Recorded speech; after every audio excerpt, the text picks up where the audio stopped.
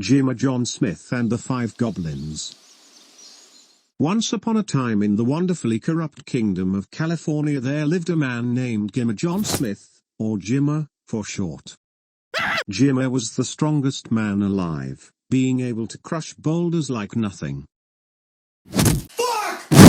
One day Jimmer was working in the factory, when he heard a little girl crying.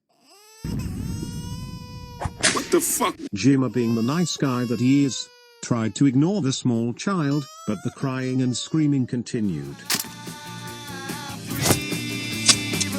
So he went to try and find the girl, and when he found her, Jimmer asked, What is wrong, small child? The Goblins stod ledemø favoritetøj. Det sounds quite like a person problem. I will pay.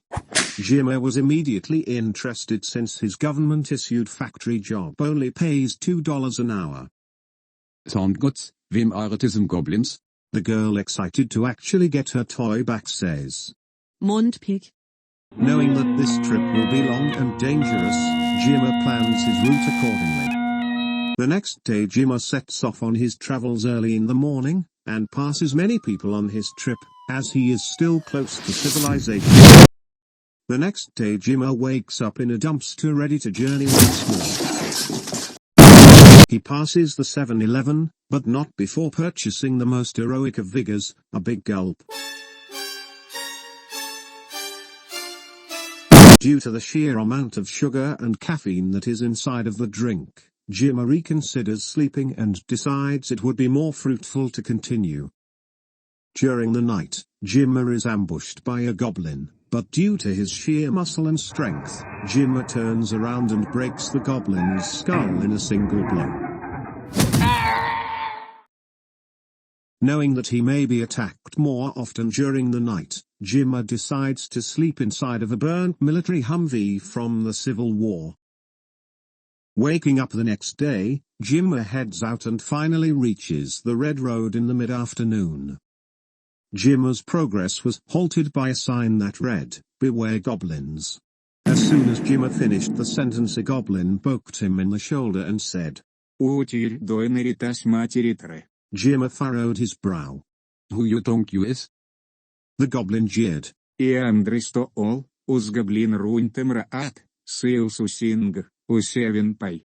Jimmer responded by punching Dry Stool across the jaw, fracturing it in 37 different places and 8 different dialects. After the mild conflict, Jimmer continued down the Red Road.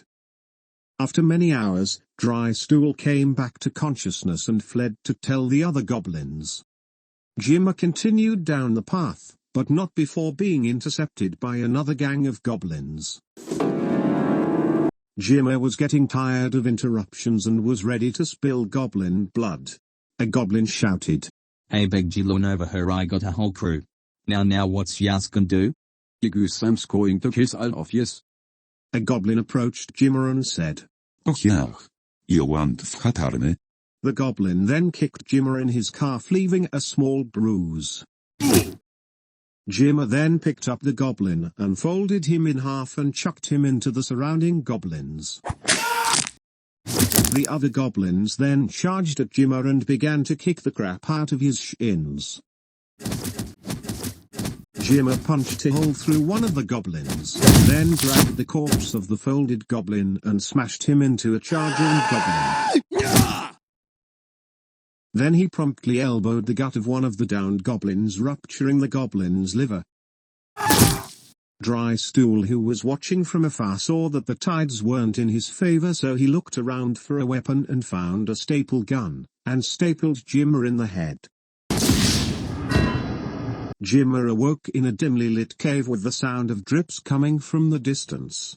The air smelled like feet and goblin flatulence. He was tied to a wooden chair, and 2 goblins were watching him from afar. Jimmer, being the strongest man alive, snaps the crappy thin rope that kept him bound to the chair.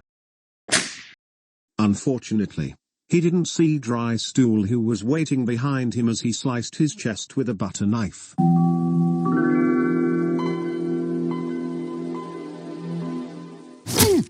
Jimmer, seeing his perfect 16-pack cut, promptly elbows the sternum of Dry Stool, fracturing it into many pieces, and then somersaults into the kneecaps of the goblin, breaking his leg. The two goblins guarding Jimmer quickly run to a Dry Stool armed with staple guns. Jimmer picks up the chair he was bound to and Bonsai charges the two goblins. One jumped out of the way, but the other goblin was quickly met with a chair to the frontal lobe. The surviving goblin fires a clip of staples at Jimmer, one glances off his right eyebrow and the other embeds firmly into his left leg. This causes Jimmer to lose his footing and collapses onto the cave floor. The goblin sneers at the defeated Jimmer. Not the stolfe, over. Jimmer appears behind the goblin and grabs him back by the neck, slamming him through the cave floor. The goblin crashes through the cave, causing him to snap his spine on a table.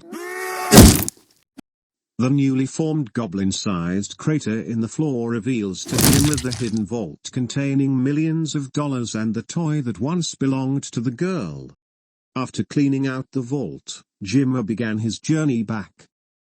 During the night as he was sleeping, Dry Stool, who crawled his way all the way down the mountain, robbed Jimmer during the night. After waking up, Jimmer felt his pockets were lighter. He realized that someone had stolen the girl's toy from him. Instead of retrieving the stolen toy, Jimmer instead decided to purchase an identical toy from the local Walmart for $7.49. Once he returned to the factory, he returned the toy to the child and then headed home. As he entered the small wooden shack, he lifted up the floorboards to store his wealth underneath. After that, Jimmer lived happily ever after, or about as well as you can, in a corrupt communist government.